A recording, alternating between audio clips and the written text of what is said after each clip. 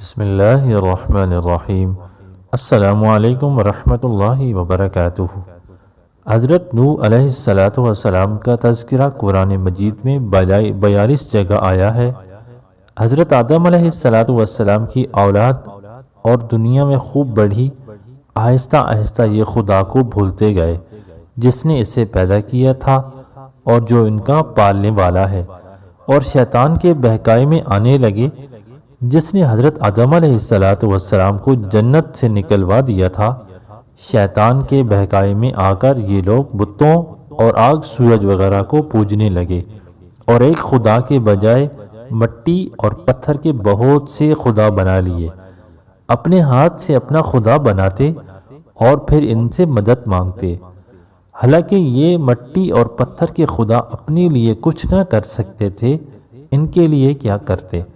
اللہ تعالیٰ نے جو اپنے بندوں سے بڑی محبت رکھتا ہے، اس کو یہ کبھی گوارا نہیں کہ اس کے بندے شیطان کے بہکاوے میں آ کر اللہ کے علاوہ کسی اور کی عبادت کرنے لگے اور ان کی سزا میں مرنے کے بعد دوزخ میں جلے۔ اللہ پاک نے حضرت نوح علیہ السلام کو اپنا نبی بنا کر بھیجا۔ اس زمانے میں لوگوں کی عمریں بہت بڑی بڑی ہوتی تھیں۔ حضرت نوح علیہ السلام 950 سال تک اپنی قوم میں واعظ کرتے رہے کہ اے لوگو، صرف ایک اللہ کی عبادت کرو اور میرا کہا مانو، وہ تمہارے گناہ بخش دے گا۔ لیکن لوگوں نے حضرت نوح علیہ السلام کی باتوں کو نہ مانا اور اپنے کانوں میں انگلیاں دے لیں اور کپڑے اوڑھ لیے تاکہ حضرت نوح علیہ السلام کی آواز کانوں تک نہ پہنچے۔ حضرت نوح علیہ السلام ہمت نہ ہارے، وہ برابر سمجھاتے رہے اور کہتے رہے، اے لوگو، اللہ سے معافی مانگو، وہ بڑا معاف کرنے والا ہے، وہ تم پر آسمان سے بارش برسائے گا تاکہ تم خوب اناج پیدا کر سکو اور اس کے ذریعے سے بڑے بڑے باغ پیدا کر دے گا، اس میں نہریں پیدا کر دے گا، تمہیں مال و دولت دے گا اور بیٹے دے گا۔ تمہیں کیا ہو گیا ہے کہ تم خدا کو نہیں مانتے؟ حالانکہ اس نے آسمان پر چاند سورج بنائے، اس نے تم کو مٹی سے پیدا کیا اور پھر اسی مٹی میں ایک دن تم مل جاؤ گے اور پھر قیامت کے دن اسی مٹی سے تم کو دوبارہ زندہ کر دے گا۔ لیکن لوگوں نے اپنے بتوں کو نہیں چھوڑا اور حضرت نوح علیہ السلام سے کہنے لگے کہ ہم اپنے بتوں کو ہرگز نہ چھوڑیں گے اور ہم تو تم کو اپنے جیسا ہی آدمی سمجھتے ہیں، اور تمہارا کہنا بھی صرف چند غریب لوگوں نے مانا اور ہم تو تم کو جھوٹا سمجھتے ہیں۔ حضرت نوح علیہ السلام نے کہا کہ اے میری قوم، میں تم کو جو نصیحت کرتا ہوں اس کے بدلے میں تم سے کوئی مال و دولت نہیں چاہتا، اور جو غریب آدمی مسلمان ہوئے ہیں اور اللہ پر ایمان لائے ہیں، ان کو میں اپنے پاس سے تمہارے کہنے سے نہیں نکالوں گا۔ اگر میں ان کو اپنے پاس سے نکال دوں تو خدا کے عذاب سے مجھے کون بچائے گا؟ اگر میں ایسا کروں گا تو بہت ناانصاف ہو جاؤں گا۔ ان کی قوم کے لوگوں نے کہا، اے نوح علیہ السلام، ہم سے بہت جھگڑا کر لیا تم نے، اگر تم سچے ہو تو جس عذاب سے تم ہم کو ڈراتے ہو وہ لے آؤ۔ حضرت نوح علیہ السلام نے کہا، جب اللہ پاک چاہیں گے عذاب لے آئیں گے۔ اللہ تعالیٰ نے حضرت نوح علیہ السلام کو وحی کے ذریعے سے حکم بھیجا کہ تمہاری قوم میں جو لوگ ایمان لا چکے ہیں ان کے علاوہ اور کوئی ایمان نہیں لائے، تم غم نہ کرو، ایک کشتی بناؤ۔ حضرت نوح علیہ السلام کے پاس سے گزرتے تو ان لوگوں کو کشتی بناتے ہوئے دیکھتے تو ان کا مذاق اڑاتے۔ حضرت نوح علیہ السلام ان کے مذاق کے جواب میں کہتے، آج مذاق کر لو، جب تمہارے اوپر عذاب آئے گا اس وقت ہم تمہارا مذاق اڑائیں گے۔ آخر اللہ تعالیٰ کا عذاب اس کے وعدے کے مطابق آ گیا، زمین سے پانی نکلنا شروع ہوا اور آسمان سے بارش آنی شروع ہوئی۔ اللہ تعالیٰ نے حضرت نوح علیہ السلام کو حکم دیا کہ سب جانوروں کا ایک ایک جوڑا کشتی میں سوار کر لو، جو لوگ تمہارے اوپر ایمان لائے ہیں یعنی مسلمان ہو گئے ہیں ان کو سوار کر لو۔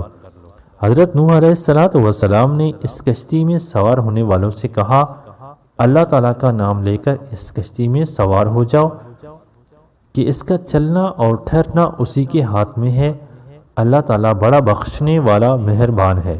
کشتی ان سب کو لے کر لہروں میں چلنے لگی تو اس وقت حضرت نوح علیہ السلام نے اپنے بیٹے سے کہا، اے بیٹا ہمارے ساتھ سوار ہو جاؤ اور کافروں کے ساتھ مت جاؤ۔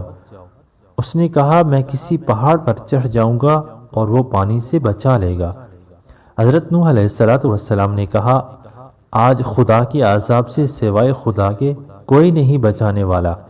اتنے میں دونوں کے درمیان ایک پانی کی لہر اٹھی اور وہ ڈوب گیا۔ پھر اللہ تعالیٰ نے زمین کو حکم دیا، اپنا پانی نگل جا۔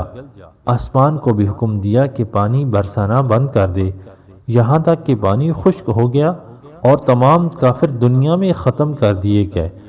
حضرت نوح علیہ السلام کی کشتی جودی پہاڑ پر ٹھہری۔